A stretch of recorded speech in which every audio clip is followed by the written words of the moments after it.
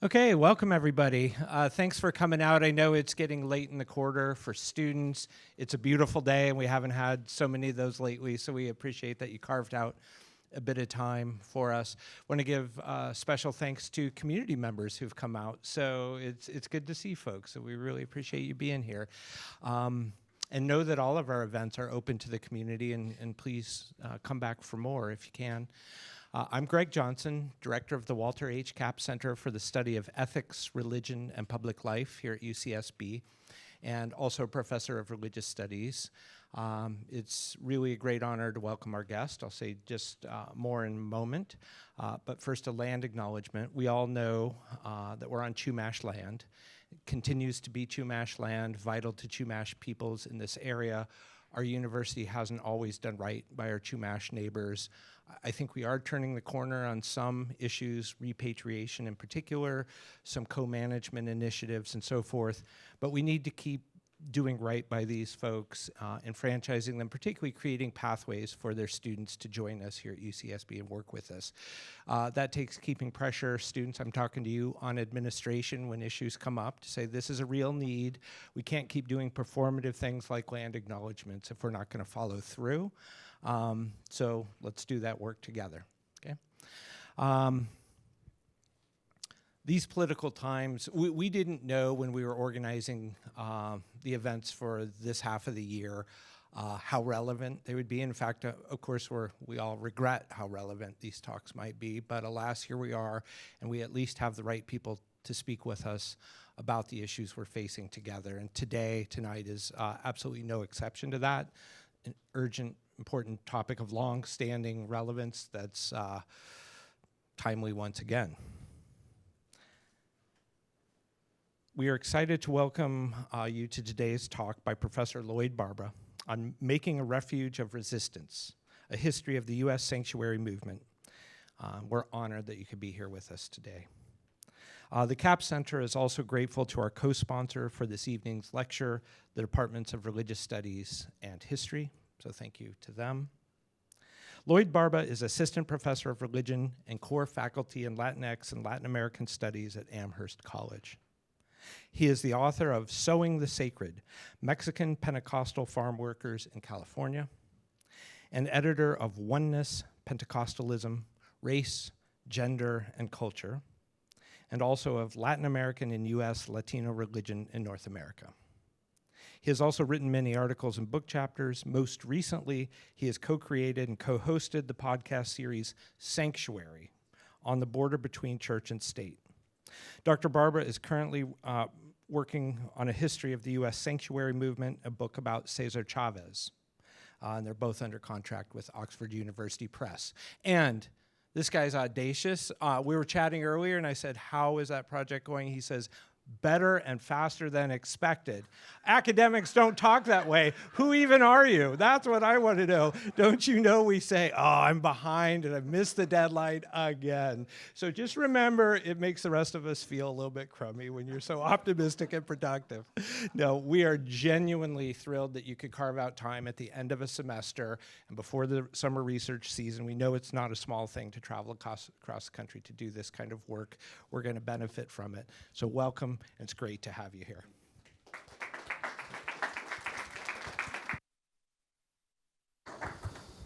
Well, it's great to be in what I've been calling all day today, Santa Barba.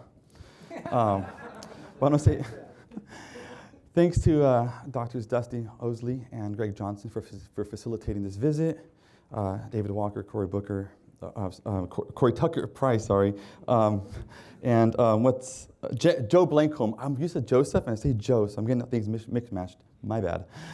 All the folks in the Capps Center, Leilani, where are you? Somewhere here. Thank you so much for again facilitating, walking me over. It's easy to get lost in a place you've never been to before, right? So it happens. Thank you. So coming from a liberal arts school, I'm from Amherst College. We have 1,800 students, right? This place is ginormous compared to Amherst College.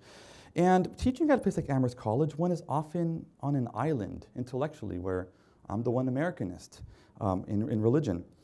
And so it's Santa Barbara refreshing to be among historians and scholars of American religion. And I come to this topic that I'm presenting about today from the training in Latinx religion and immigration history. and still surprised that scholars of religion have scarcely touched this topic of sanctuary. Today I'll share a bit of my next book project, title similar there, Refuge of Resistance, A History of the U.S. Sanctuary Movement. And thanks to a recent grant by the American Council of Learned Societies, the manuscript will make an on-time departure off my desk next year. But until then, you can check out a longer version of part 2 of the talk, part 2 of today's talk, in which I discuss this concept of usable sacred histories. That'll be in the forthcoming issue of the Journal of the American Academy of Religion, though with far fewer images than you'll see today. I also wanted to distribute these flyers. This is, if you could help me, Greg and Dusty, that'd be great. That's for the podcast, Sanctuary on the Border Between Church and State. It's a 7-episode limited podcast series I co-wrote and co-hosted with historian Sergio Gonzalez from Marquette University. And it's produced by UC Santa Barbara religion PhD Brad Onishi and his wonderful team at Access Mundi Media. So back to the book and today's topic. A Refuge of Resistance covers the long history of the sanctuary movement from the 1980s to the present day. Historians who study the kind of material that I do, we really wish that this material would not be relevant again. But here we are in 2025, a time when the mayors of sanctuary cities have been summoned to appear before Congress for a hearing. And just last week, the president signed an executive order aimed to punish and criminalize sanctuary city leaders just on April 28th. So this is all hitting us at once. In recent months, many of us perhaps have started to see signposts such as these, as you see on the slide.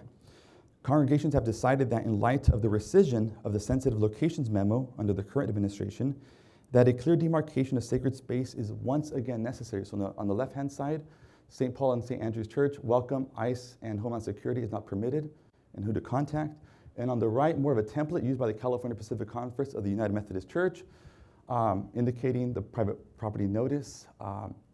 And this church's private property, unauthorized entry, including the ICE, Homeland Security, without a signed Jewish warrant, is not permitted. These have begun to abound in recent weeks and months. Today's talk focuses on the 1980s, a time when there was no such thing as a sensitive locations memo. The first sensitive locations memo, featured there on the left, sanctuary organizers under the new sanctuary movement, launched in 2006, helped to push forward, and that was signed in 2011 by Obama, and then in 2021, Biden signed one it's very similar in content. It was called Protected Areas Memo. And Trump in his first term did not formally rescind the 2011 memo, and that's probably because the focus of his first term was immigrant exclusion via a wall rather than immigrant expulsion via deportation. And now, as we know, sanctuary is in the crosshairs of the administration. And again, as obvious in the executive order that he signed just last week, it's titled Protecting American Communities from Criminal Aliens. It's obvious what the threats, what the concerns are here.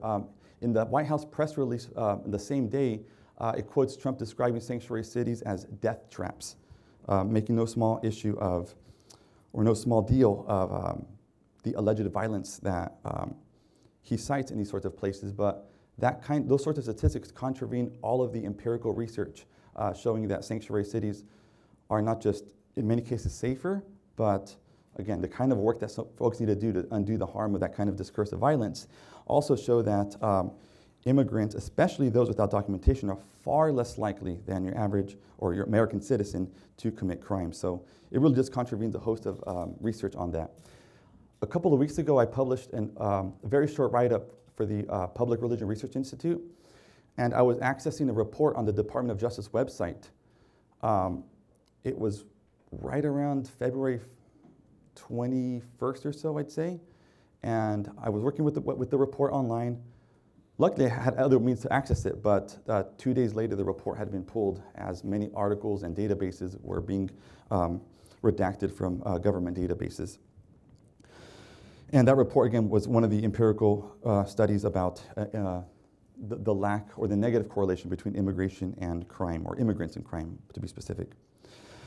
So again, there was no sensitive locations memo in the 1980s, and that's a historical fact that sheds much light on the current moment and tactics of sacred resistance.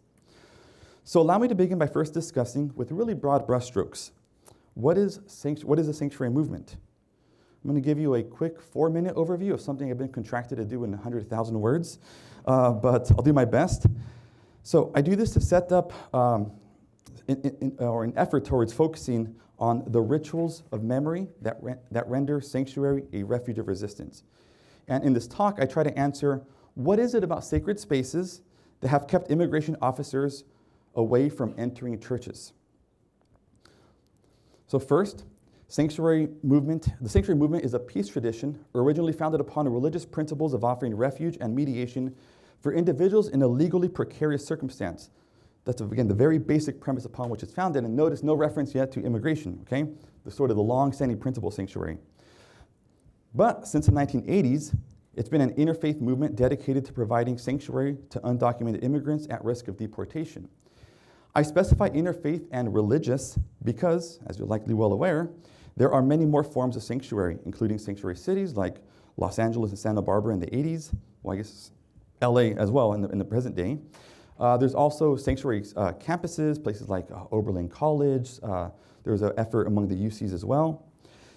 These cities and campuses are no small part within the broader sanctuary movement, as I explained in the book manuscript, but they're not quite the focus of today's talk. Sanctuary stands out as the most confrontational progressive religious social justice movement in the US since the heyday of the civil rights movement. It also gives us a broader picture of the kinds of religious activism happening in the 1980s. And according to historian Christina Scholl, sanctuary is, quote, the largest mass mobilization of civil disobedience against detention and deportation in US history. What struck me over the years of researching the movement has been how scholars of religion have paid such little attention to sanctuary. Legal scholars, sure. Political scientists, yes. Anthropologists, sociologists, certainly they've picked up on it. The entire concept of sanctuary, after all, is founded upon religious principles. So I think it's high time for scholars of religion to examine this tradition. So to get to this overview, the sanctuary movement generally refers to two movements separated by over a decade, but closely related in rhetoric, tactic, and to some extent shared goals. The original sanctuary movement of the 80s provided support for Central American refugees fleeing the violence of US-backed civil wars in Central America. Activists of the 80s, unlike those of the new sanctuary movement, again, officially starting in 2006, made the case that those fleeing in Salvador and Guatemala should be recognized as refugees and not, as the Reagan administration was insisting, economic migrants. That's the phrase used over and over. They're economic migrants, they're not refugees. Official numbers are a bit difficult to ascertain given the really grassroots nature and sometimes clandestine nature of sanctuary. But we can account for about 500 congregations across the US in the 80s that officially declared sanctuary. Movement insiders and experts at the time suggested that for every declared sanctuary, about 10 other congregations were assisting. So do the math, and you're talking about a really sizable movement in the 80s. Sure, many people think religion and the 1980s, and progressive religion is likely the last thing on your mind, given the rise of the religious right. The new sanctuary movement kicked off in the summer of 2006 when Elvira Arellano, shown there, very publicly, with press conference and such, took sanctuary at Adalberto United Methodist Church in Chicago. This happened amid the debates regarding comprehensive immigration reform, as some of you might remember, from 2005 to 2008. And to be clear, no, we still didn't get comprehensive immigration, right? No comprehensive immigration reform. Back in 2019, one of my co-authors and I published an open access article in which we described this long arc of sanctuary activism. We identified a second wave of the sanctuary movement that swept over the country in the weeks and months following Trump's first election. And this continued well into his first term. According to Church World Service, within months of the 2016 election, the number of sanctuary congregations in the US doubled from 400 to 800, and by 2018, the number nearly tripled the original number, reaching over 1,100 congregations. Sanctuary activism has ebbed since Trump is no longer in office, in the time when Trump was no longer in office, and during the Biden administration, where a lot of the sanctuary organizers shifted to do more work with asylum seekers. And in the weeks following Biden's inauguration, many who had been in sanctuary left. So here on the slide is a photo from a service I attended in Amherst, at the First Church Amherst. The community joyfully gathered to celebrate Lucio Perez's exit from sanctuary after 3.5 years in the church. To be clear, it's not because Lucio and others didn't exit because Biden is some great immigrant rights hero. That's not the reason. It has more to do with the fact that Immigration and Customs Enforcement, or ICE, was then no longer operating under Trump's imperatives, including the zero-tolerance policy. So many received stays of deportation, some went into anonymity in cities. So in short, one pattern we see since the 80s is that sanctuary arises when the state has utterly failed vulnerable immigrants. And since we're in Santa Barbara, I'm going to do some local history here. From the University of Washington's archives, there's a list of sanctuary organizations. I believe this one is from, I think it's from 87. And so it lists a couple of sites here in town, including the Jewish Congregation B'nai B'rith, the University of California Campus Sanctuary Network, and the Unitarian Society here locally. As well as, I found this really quite intriguing, the Franciscan Friars of Santa Barbara. If you follow with me here in this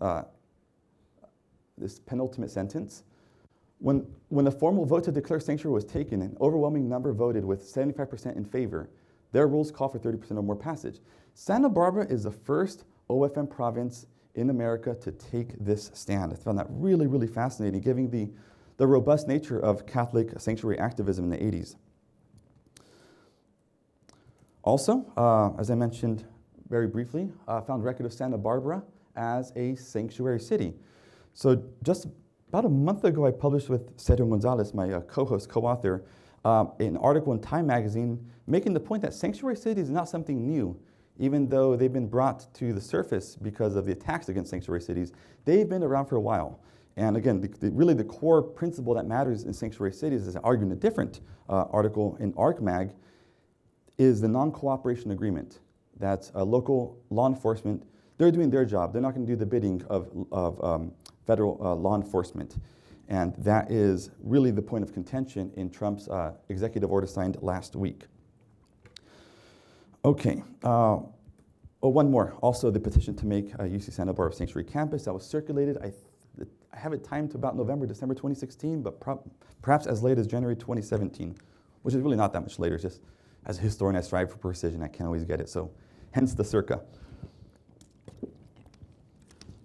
And also, thanks to Dr. Hosley today, my quick trip to the special collections here on campus shows and indicates that there's a whole lot more research to be done on the new sanctuary movement in 2006, 2007, 2008 in Santa Barbara and in the area here. Okay, let's zoom out real quick again.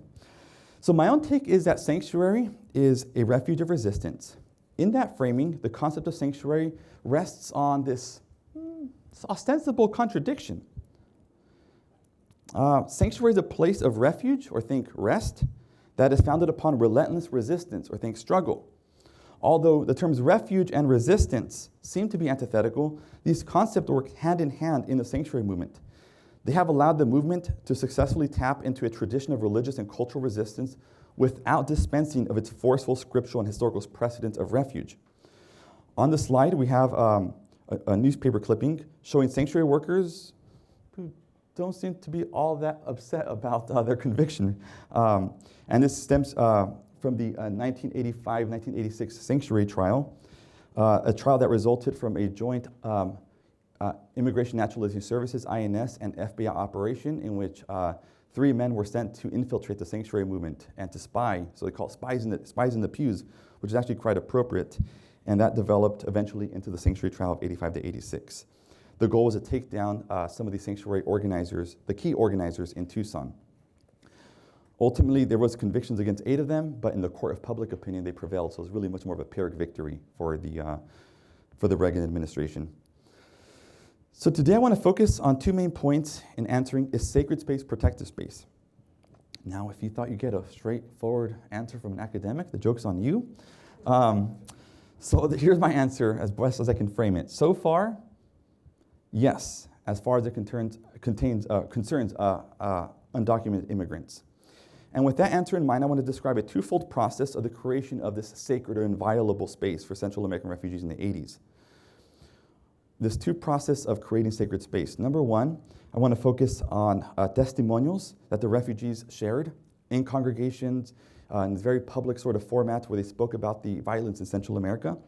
And number two, this concept of usable sacred histories, a core feature of any congregation's declaration or resolution of sanctuary.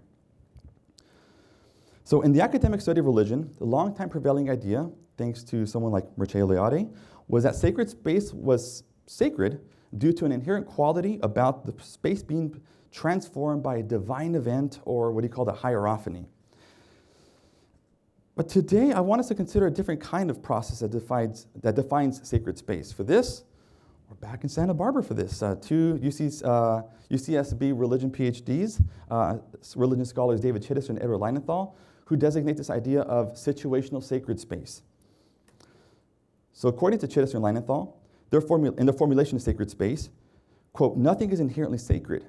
Besides, our objects become sacred through, quote, the human consecration, or through human consecration as a result of the cultural labor of ritual in specific historical situations. And I want to consider 1980 sanctuary as such.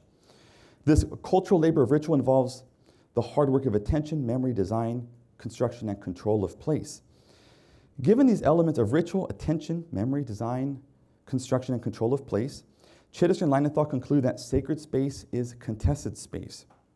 Now, to be clear, this doesn't mean that contested space is necessarily sacred space, but they're implying that the converse is true.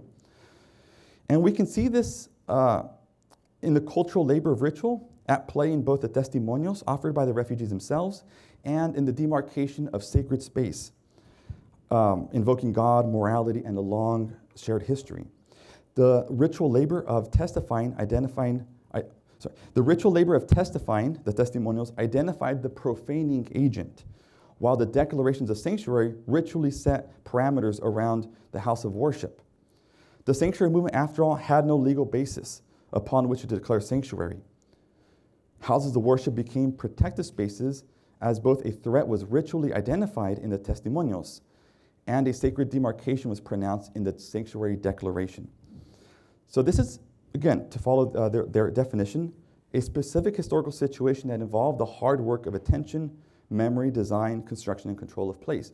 I think this is demonstrated by the testimonials and the usable sacred histories.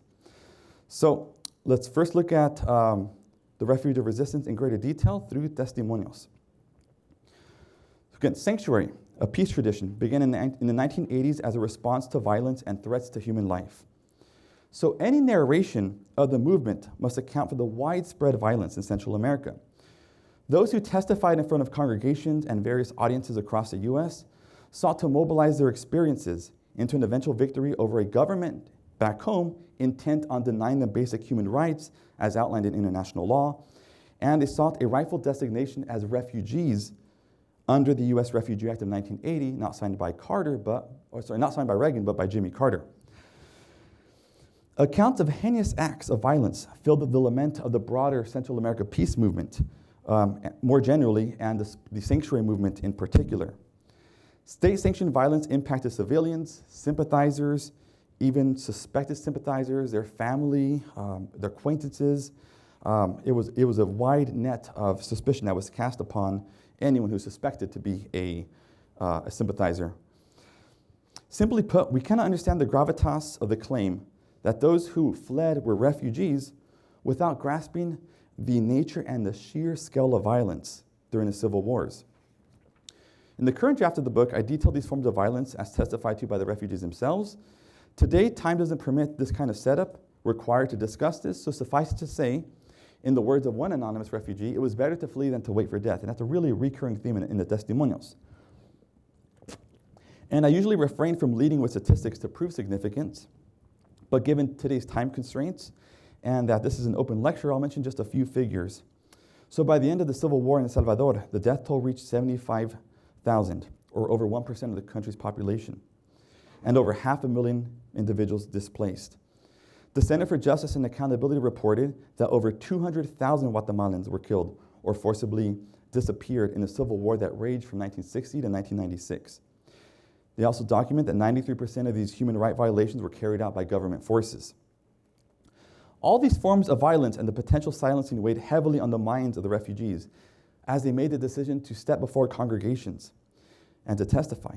Their voices and their testimonials signaled their refusal to be silent, even in the face of a government back home that attempted to disappear them, and a government in the US that was intent on denying them a story and saying they're economic migrants, they're not refugees. So refugees understood this form of public witness as testimonials. And more than some simple sort of translation of an English cognate testimony, in Latin America, testimonial assumes a particular valence. At its most basic level, the term testimonial, per Hispanic literary critic John Beverly, you'll see on the slide, carries a connotation of an act of truth-telling in a religious or legal sense. And in this context of sanctuary, testimonials assumed overt aspects of both of the religious and the legal, as refugees spoke to religious audiences to appeal to morality and conscience in hopes of changing existing U.S. policy. As acts of truth-telling, the testimonials also, quote, a story that needs to be told, and the emphasis is original to Beverly. What defined need here were the conditions under which the witnesses were being systematically silenced by a state power that governed law and has suspended the free press. To speak back, or in other words, to deliver a testimonial, constituted a direct challenge. Testimonials work amid asymmetrical power relations and thus constitute a type of resistance literature, the last point there. Absent these points, one may very well fail to realize why refugee testimonials operated in this particular critical register. Per Beverly, testimonials convey a sense of uncanniness on the part of the person offering the testimonial and the aesthetic of the testimonial. There is sort of a gut-wrenching and a calling to attention quality of testimonials. Now, again, to think of how this would, the way this information is supposed to hit you, I'll have to cover the mic for this, but it has a sort of this aesthetic of, hey, you there, right? Utterly grab your attention, gut-wrenching, and is supposed to change hearts and minds. It's meant to utterly disturb you. Again, hopes of raising consciousness, changing hearts and minds, and engendering action, or as my colleague Sergio Gonzalez says, it's meant to educate and to activate. If you're just educating and not activating, it's missing the goal. You have to have both parts together. So, testimonials. Refugees made clear why their stories needed to be told. In November '85, Emilio, pictured here with his family, took sanctuary in Chicago with his wife Gladys and their 3 children. It was often the case that refugees testified at sanctuary declaration services. So when a congregation wanted to declare sanctuary, they might have someone who was taking sanctuary either at that church or the temple or somewhere nearby offer their testimonial. Emilio made his reasons clear for leaving El Salvador. He stated, "My government ordered me to leave the country or appear among the disappeared." So there were push factors as well as pull factors in all this. Ana Toledo de la Cruz described her decision to flee the bloody experiences of Guatemala for the U.S. because the platform that sanctuary afforded one to testify. She recalled, "I made the decision to come here because sanctuary was going to help us and because we wanted to keep helping our people by talking to the North American people about the reality of our country." So pervasive was the violence that far too many of the sanctuary refugees carried the testimonials on their bodies.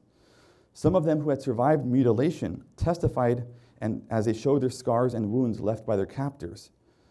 From sanctuary, Mario Castillo, a medical student, shared how, quote, "The police captured and tortured me. I still have the signs of torture on my body." Others, to stay the mouths of these doubting Thomases, would show journalists their wounds. In these cases, sanctuaries transcended the category of resistance literature by becoming bodily or corporeal witnesses to violence. Sanctuary seekers also, again, they understood this platform that sanctuary provided. This is the case of Estella, who took sanctuary in Cambridge, Massachusetts.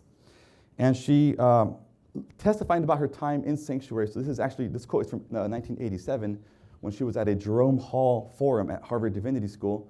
She reflected on her time in sanctuary at Cambridge. So she wrote, "Here in exile, I have participated in the sanctuary movement as a refugee. The movement has given me protection, and through it, I have had the opportunity to share my experiences and the experiences of the people who live in my country. But even with this protection, I don't feel secure because I know that one day I can be arrested by immigration for speaking of my people. I even know that there could be people sitting, that there could be people listening to me to put me at risk. And these sorts of testimonies continue. Manuel Rodriguez in the Pacific Northwest testified that he hoped sanctuary that his presence there would contribute to the North American people's understanding of the reality of human rights and all of its abuses. And speaking prophetically, Alfredo, and a lot of these are, all these cases actually, these are pseudonyms. Alfredo wrote that, "I know my words are like seeds in the ground, and later we will be able to harvest good fruit in the future." So here I'm going to share some dimensions of the testimonials that I don't have the time to really flesh out, but I find the images terribly compelling and unnerving. So still currently working out this part on sanctuary caravans, or what organizers call the Overground Railroad. And these rose up in defiance to the arrest of sanctuary organizers in 1984. And these also arose in defiance to the federal indictment against the sanctuary workers announced in January 1985. In short, as the sanctuary movement faced federal pressure, or pressure from the federal government, they doubled down on their sacred resistance. Again, at a time when the government was really starting to clamp down on them. So the family on the right went on the Overground Railroad, traveling through much of the Midwest, Chicago, and ended up in Vermont. I'm showing another example of these Overground Railroads. In slide 15 here, on the left, one of the flyers for the Freedom Train of the Sanctuary Caravan, responding to the federal indictments against sanctuary workers. So they started symbolically in Phoenix and traveled much of what people call flyover country. After the trip here, I get it, from Massachusetts, and stopped for a longer trip in Chicago, and ultimately the family took refuge. So the last service, I should point out, actually, the last service was in Northampton, right across the bridge from where I teach, and the family took refuge in a Quaker meeting house about 20 minutes north from where I live. Okay, and again, to give you a sense of what the Overground Railroad is meant to evoke, a quote from the Sanctuary periodical published out of Chicago, Basta, in 1985, "The caravan surpassed everyone's expectations, and the key to this was a powerful witness of the refugees. The depth and breadth of their experiences and their ability to communicate through music, poetry, dance, theater, prayer, worship, and preaching enabled the Spirit to be present, to be experienced, and for people's lives to be affected." Now, again, I don't have the time to go into this today, but I have recently published about sanctuary refugees and really challenging our concept of sanctuary leaders. I reconceptualize refugees as leaders of the movement. Why? You don't have the sanctuary movement without the refugees' testimonials. They're the ones who spur the movement into action. So the Sanctuary Declaration Service at Southside Presbyterian Church in Tucson. One more quick slide about the testimonies and testimonials, the voice of the martyrs. Can't discuss witnesses without mention of martyrs. The term martyrs itself drawing from the Greek term martus, right, which means witness, and you have folks who paid the ultimate price with their life. Oscar Romero, the Salvadoran Archbishop, when he was assassinated while offering mass at a hospital. He wrote, "They can kill me, but not the voice of justice." And so the sanctuary movement was very intentional about always remembering those who have passed away and were martyrs for human rights in Central America. Includes Oscar Romero, Rutilio Grande, the first priest killed during the Central American Civil Wars, Hermana Silvia, and this idea that even though they have passed on, they have risen in the struggle of the people, or viven en la lucha del pueblo. Okay, continuing on. The Sanctuary Declaration Service at Southside Presbyterian Church in Tucson set a new tone of sacred resistance. Scheduled for March 24th, 1982, the service commemorated the 2-year anniversary of the assassination of Oscar Romero. On that day, a Salvadoran man who assumed the name Alfredo and his family publicly took refuge at Southside Presbyterian, as shown there on the slide. As more than 40 news reporters looked on, speakers reprimanded the Reagan administration for its heavy hand in fueling U.S. proxy wars in Central America and for denying refugee status to those fleeing violence from especially Guatemala and El Salvador. Offering unsanctioned refuge, however, amounted to, let's be clear, civil disobedience, since harboring and transporting undocumented immigrants violated federal law. That day, 2 banners hung outside of the church. You can't see all the words necessarily in the photograph from '82, but in the photo I took of these replicas of the banners in 2018, we read on the left, La migra no profana santuario, immigration officers shall not profane the sanctuary. La migra short for the immigration, which means, nowadays, ICE, Border Patrol, and really anyone falling under DHS that functions any kind of law enforcement. And on the right, este es el santuario de Dios para los oprimidos de Centroamérica. This is the sanctuary of God for the oppressed of Central America. So a very clear demarcation of sacred space. In their search for a higher authority to justify their actions, sanctuary supporters at Southside Presbyterian prepared a media packet, complete with one document that was titled, Historical and Theological Basis for Sanctuary. This document was the 8th in 9 such documents and was preceded by items such as Alfredo's own testimony, the congregation's letter that was addressed to then Attorney General William French Smith, outlining the congregation's intent to break law, the U.S. law. Other items included a list of endorsers from other churches in the area and nationally, showing that they were not alone in the sanctuary declaration. These other congregations similarly turned to sacred histories of refuge traditions to justify their civil disobedience.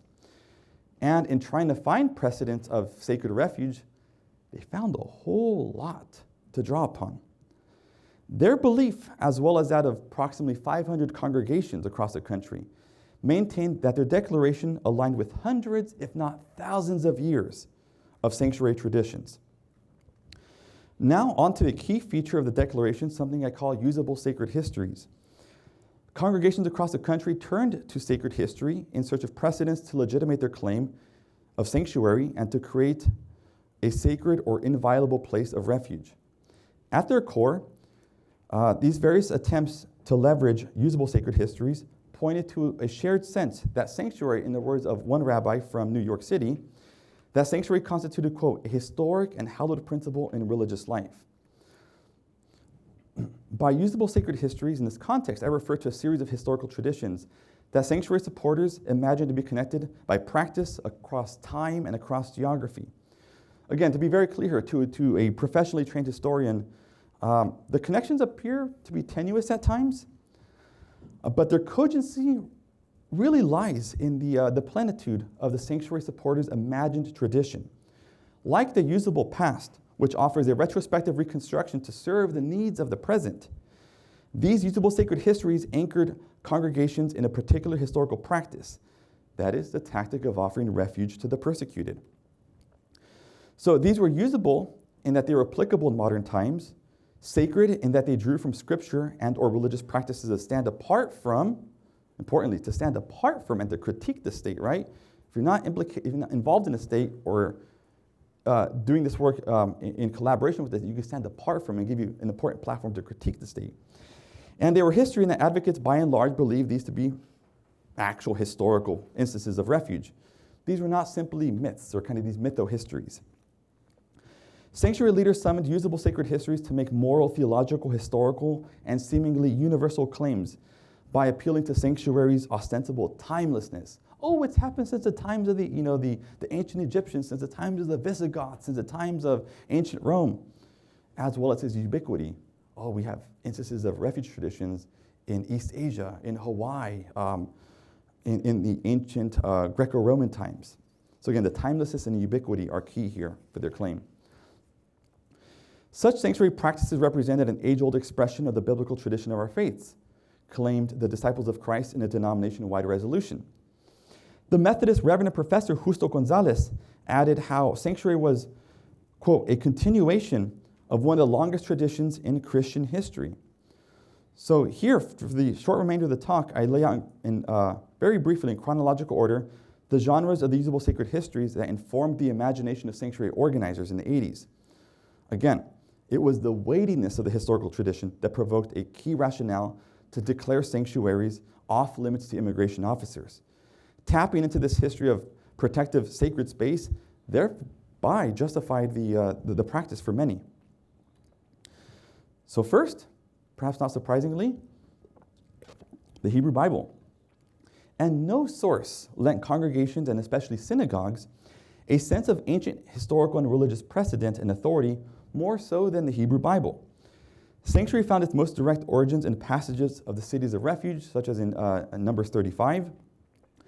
These were cities meant to be places where one accused of manslaughter could flee to save their life from the blood avenger. The blood avenger was usually the closest of kin of the person that was slain, and they would seek to slay the accused. Sorry, I get a little tongue-tied there. Sanctuary supporters drew connections between the ancient blood feuds of the crisis, between ancient blood feuds and the crisis developing in Central America, arguing that sanctuary offered in their houses of worship were modern manifestations of the ancient Israelite cities of refuge. Such rationale was evident, for example, in Southside Presbyterian's 1984 reaffirmation of sanctuary, which reads, "This is the time and we're the people to provide sanctuary for those fleeing the blood vengeance of the powers that be in Central America." So resonant was this language from the Hebrew Bible that LA, Oakland, and San Francisco each adopted the label City of Refuge in their sanctuary declaration from 1985 and 1986. Hebrew Bible passages further provided a basis for the language of, quote, welcoming the stranger and the language of exile. There's also the example of theologian and ethicist Robert McAfee Brown at the 1985 Sanctuary Symposium. So again, Sanctuary Symposium happens late January 85, 10 or 12 or 14 days after the federal government announced these indictments against the sanctuary workers. And they got sanctuary trial in Tucson. So there's really particular sort of heated moment there. So he declared at the Sanctuary Symposium in 85, or he drew out the parallels even more provocatively between Hebrew Bible passages and sanctuary, claiming that, quote, the modern Pharaoh, the contemporary Caesar, resides in Washington. And in that quote, he's figuratively placing the scepter of oppression in Reagan's hand. But let's get to the time of the actual Caesar, the New Testament. Okay? I told you, it's a bit of a whiplash history through a lot of time, so do fasten your seatbelts, okay? So the New Testament, the opening chapters of the New Testament tell stories of refuge and flight. As pictured here, sanctuary activists found strong parallels between the Holy Family's flight to and refuge in Egypt and the Central American refugee crisis they were witnessing. The famous Advent passage from Matthew chapter 2 became not only usable but also sacred, especially in Christmas time. Amid the months-long deliberations as to whether Southside Presbyterian Church in Tucson should declare itself a sanctuary, a refugee family was reunited during the Christmas Eve service after a long time being separated. And Pastor John Fife reminded his congregation, quote, I'm supposed to say something about the gospel text tonight, but I think there is no doubt that we have seen the gospel tonight. This is what the Bible calls a sign. Christ is present in the refugees and in sanctuary.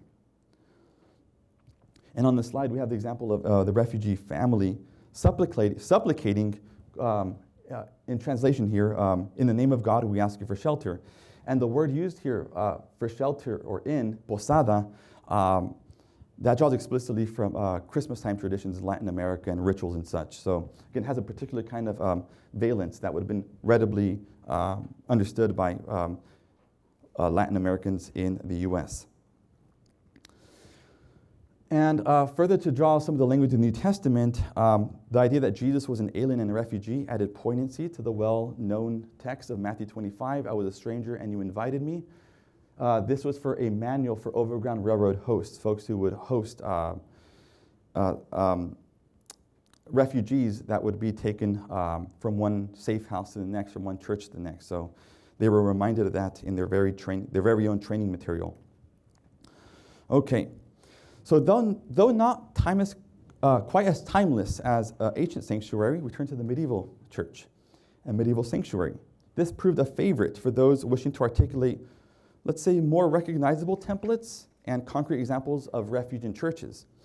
Scholars of this period enjoyed access to more precise details of sanctuary cases, how long someone stayed in sanctuary, the location of sanctuary, the nature of the alleged crime committed, the particular names of sanctuary seekers, and the sanctuaries in which they sought refuge.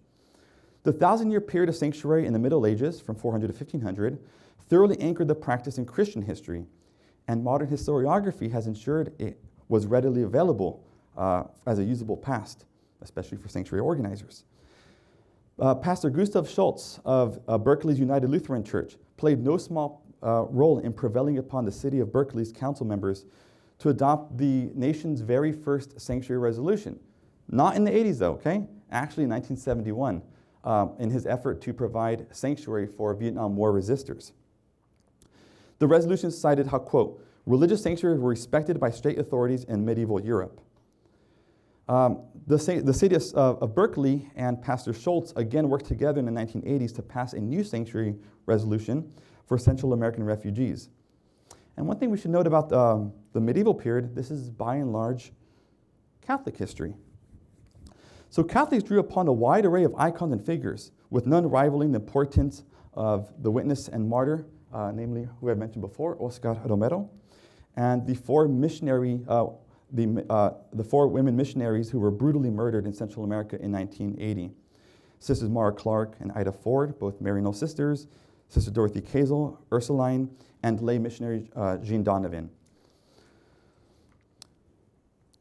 And I guess just a hop, skip, jump, and a windy road away. We have Los Angeles right nearby. Should I say Los Angeles, Santa Barbara, or no? Is it a bad thing to say? Okay, it's okay to say Los Angeles, sorry. We have plenty of examples of sanctuary in Los Angeles and these buildings and centers commemorating those who were assassinated in Central America. There's the Center Pastoral Rutillo Grande. Again, he's the first priest assassinated during the Central American Civil Wars, and the efforts led there in Los Angeles by Father Luis Olivares. It was not uncommon in the litanies of remembrance cited or recited in the sanctuary declaration services to recall the martyrs who had given their lives. Now, if Dr. Mario Garcia had been here, I'd really appreciate this. This is actually an image that he used in his book, but it's from the UCLA Charles Young Research Library, a sanctuary declaration service in Los Angeles. Important, I should note, on December 12, 1985, that's the feast day of Our Lady of Guadalupe. So to a lesser, though no less significant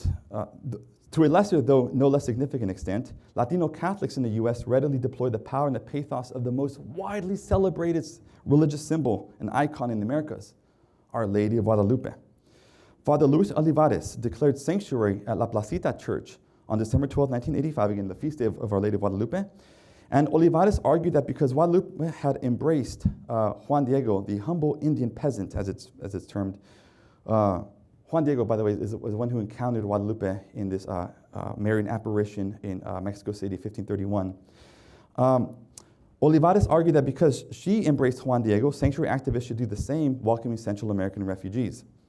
So a poem read in Spanish that day, and offered here in translation, made the connections even more explicit. Our Lady of Guadalupe, protect the new Juan Diegos among us. Help us bring an end to the violence in Central America. Bring justice to these nations, torn by the war, until peace finally comes. Help us have love and compassion towards these Juan Diego refugees. So again, making really clear connections to Catholic history in the Americas as well. Also, not to leave out U.S. histories, the notion of religious and political refugees settling in English colonies lent sanctuary legitimacy as a long-standing practice, not just in the continent, but in the U.S. Many within the sanctuary movement understood the English Americas to be a land of sanctuary. Think of places like New Haven, right, in Connecticut, and a place to flee from every form of oppression and persecution. No precedent in American history evokes such inspiring stories of sanctuary as did the 19th century Underground Railroad for fugitive slaves. The network of churches and safe houses that transport migrants from Central America through Mexico and into the U.S. Was referred to as the New Underground Railroad. Destinations included sanctuaries in the U.S., again, safe houses, and urban centers where sometimes refugees would go into anonymity, or sometimes to our friendly neighbors to the north, Canada. For these reasons and more, many even called the sanctuary movement, as you see, again, on the left, one of the first books on the sanctuary movement, The New Underground Railroad, written by sanctuary insiders and scholars, and then also the recreation of a play about the spirit of Harriet Tubman, how the sanctuary movement is embodying some of the same sort of ethos in moving folks clandestinely through networks. Okay. Finally, we have another usable sacred history, the Holocaust. So in addition to offering examples to emulate, usable sacred histories also taught lessons about what not to do. References to the failures of Christians to protect Jews during the Holocaust stirred the non-committal out of their apathy. Cautionary tales and comparisons to Nazi Germany's genocide of Jews filled the pages of sanctuary movement declarations, speeches, and position papers. The admonitions against inaction served like none other to reinforce the conviction of needing to provide aid to refugees, even if it meant engaging in civil disobedience. Far too much regret lay on the side of inaction. Comparisons to Nazi Germany offered a readily recognizable manner through which to draw attention to the severity of the developing crisis at hand. As the 20th century wore on, more cases of mass death and genocide persuaded sanctuary writers to invoke the Holocaust to highlight the potential and end result of unchecked state-sanctioned violence. William Sloane Coffin admonished participants gathered at his Riverside Church in New York City in the 1984 Sanctuary Declaration Service to, quote, realize what German churches learned too late some 40 years ago.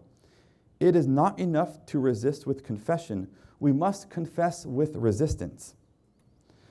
One conservative Jewish committee in Seattle relayed how, quote, our tradition is replete with examples of such actions, from the demands for freedom of our people enslaved in Egypt, to the Maccabean revolt, to the rebellion of the Bar Kokhba, to the uprising in the Warsaw Ghetto. The presence, and really also the imprimatur, of the 20th century's most famous refugee and advocate for human rights offered sanctuary movement organizers further justification for their cause.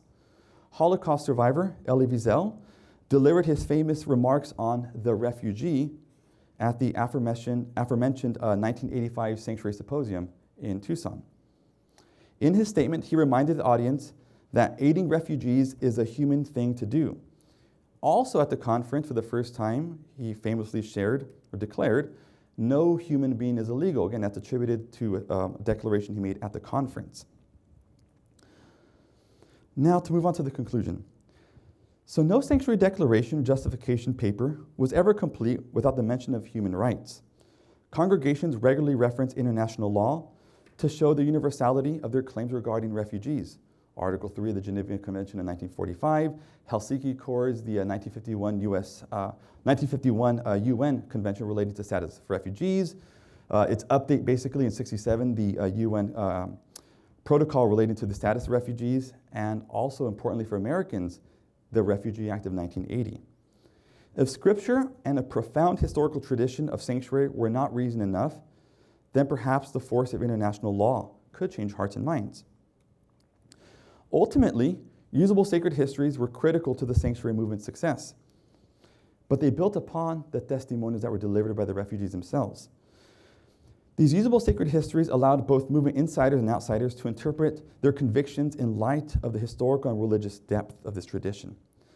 Combining millennia of sacred history with modern conscience, religious leaders crafted a narrative of sanctuary that justified their civil disobedience as sacred, or what some current sanctuary organizers are saying, God's executive order.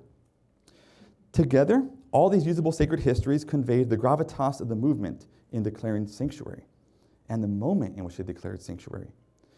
The declaration of sanctuary at Southside Presbyterian Church, that we were turning on the slide to, on March 24th, 1982, as just one of many examples, invoked much of the weight of the historical tradition of refuge, and thus marked the precincts of the sanctuary as protected and ideally inviolable. It cannot be violated, right? Not to be breached by immigration enforcement. As it turned out in the 1980s, sanctuary seekers were not arrested in houses of worship. Refugees and their supporters had indeed carved out a refuge of resistance. Thank you for your time.